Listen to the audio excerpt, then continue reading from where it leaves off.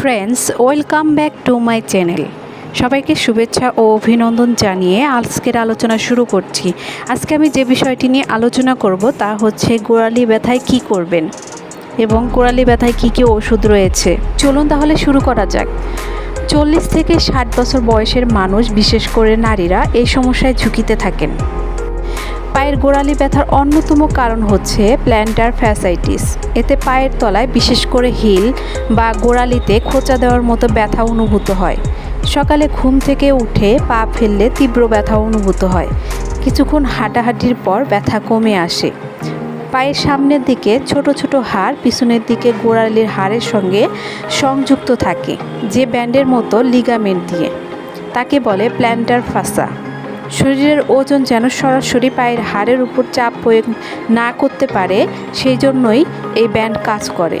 এই ব্যান্ডে প্রদাহ হলে গোড়ালির ব্যথা অনুভূত হয়, তখন এটিকে বলে প্ল্যান্টার ফ্যাসাইটিস। এখন বলবো যারা এই সমস্যার ঝুঁকিতে। 40 থেকে 60 বছর বয়সের মানুষ, বিশেষ করে নারীরা, এই সমস্যার ঝুঁকিতে থাকেন। যেসব কাজে গোড়ালিতে চাপ পড়ে, যেমন দৌড়, নৃত্য, পায়ের গঠনগত সমস্যা যেমন ফ্ল্যাট ফুট সমস্যার ঝুঁকির কারণ। আবার যাদের ওজন বেশি, যেসব পেশার লোকজনকে দীর্ঘ সময় দাঁড়িয়ে থেকে কাজ করতে হয়, ও গর্ভবতী নারীদের শেষের দিকে প্ল্যান্টার ফ্যাসাইটিস হতে পারে। যারা আর্থ্রাইটিস বা অ্যানকাইলোজিং স্পন্ডলাইটিসে ভুগছেন, যারা দীর্ঘদিন শক্ত হিলের জুতা ব্যবহার করেন, তারা এই ঝুঁকিতে আছেন। এবার জানাবো, আপনি যদি এই সমস্যায় ভুগে থাকেন তাহলে করণীয় কী। পায়ের যথাযথ বিশ্রাম দিতে হবে।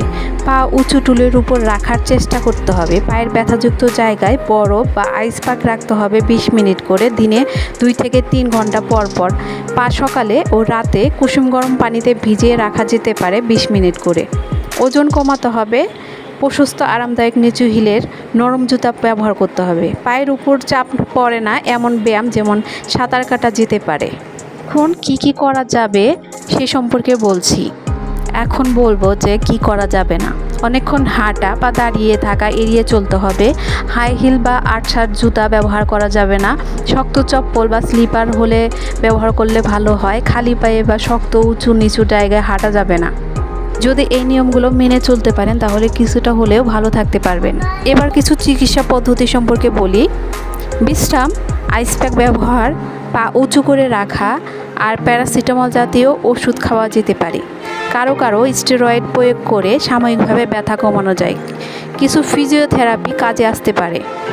আপনার বাসার আশেপাশে যদি কোনো ফিজিওথেরাপি সেন্টার থাকে তাহলে সেখানে কয়েকটি সেশন নিতে পারেন। এবার গোড়ালি ব্যথার কয়েকটি ব্যায়াম সম্পর্কে বলি। মেঝেতে বা চেয়ারে বসে যে কোনো এক পা সোজা রাখুন। এবার একটি বড় ফিতা পায়ের পাতার সামনের দিকে আটকে দিয়ে 2 প্রান্ত 2 হাত দিয়ে 30 সেকেন্ড ধরে হালকা চাপে রাখুন বা টানুন। এভাবে উভয় পায়েই করুন। আধা লিটার পানির বোতল পুরোপুরি বরফ জমাট করে পায়ের নিচে রেখে রোল করতে হবে 30 সেকেন্ড। হাত দিয়ে পায়ের পাতা ম্যাসাজ করে দিতে হবে কেন্দ্র থেকে বাইরের দিকে। সিঁড়িতে পায়ের পাতার সামনের দিকের অংশ রেখে বাকি অংশ বাইরে রেখে যে কোনো এক পায়ের উপর ভারসাম্য রেখে দাঁড়াতে হবে 30 সেকেন্ড। যে ব্যায়ামগুলোর কথা বললাম, এগুলো যদি আপনি করতে পারেন তাহলে আপনার ব্যথা দূর হয়ে যাবে আর আপনার পায়ে আর কোনো ধরনের সমস্যা থাকবে না। বন্ধুরা, আজকে তাহলে এই পর্যন্তই।